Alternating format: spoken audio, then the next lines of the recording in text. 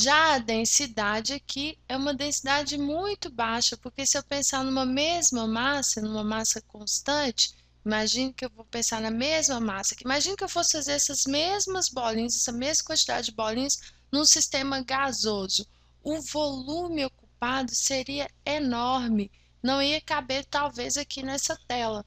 O volume dos gases, ele é o máximo possível. Quando eu tenho um gás preso em um sistema e eu libero esse gás, o gás vai ocupar o maior espaço possível. Então, imagine um balão fechado. O gás ocupa o volume daquele balão. Já se vocês pensarem que eu vou estourar o balão, as partículas de gases contidas ali dentro vão ocupar o novo espaço. Imagina que a gente tem um quarto fechado e que eu vou estourar o balão dentro desse quarto. As partículas do gás contidas ali dentro daquele balão vão ocupar todo o espaço do quarto quando esse balão for estourado.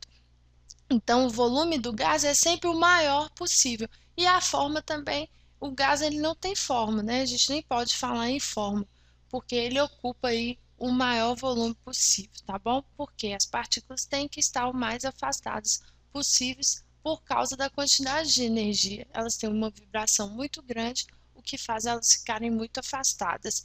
Essas características aqui valem para todas as substâncias. No estado sólido, tem uma maior densidade e ocupa um volume menor.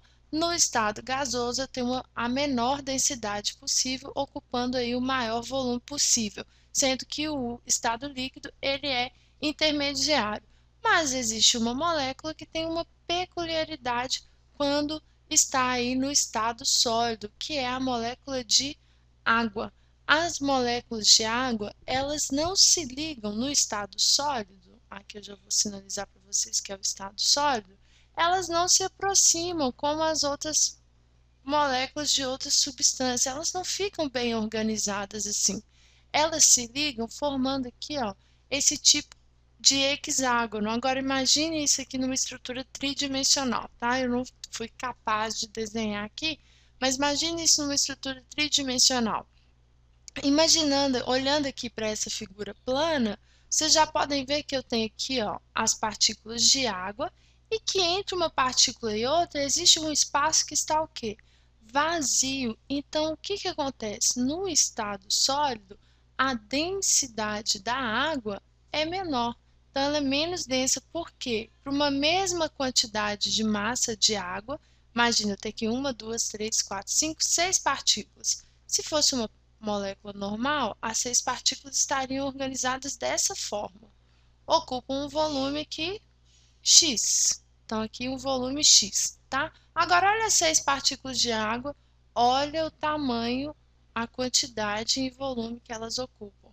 Volume da água. Tá vendo que o volume, para uma mesma massa, a massa constante, são seis partículas, o volume, ele é muito maior na água, então aqui volume muito maior, ou seja, se o volume é maior, a densidade é muito menor. Então, quando a gente coloca, por exemplo, aí, um copo com água e coloca lá dentro uma pedrinha, um cubinho de gelo, o que que a gente vê?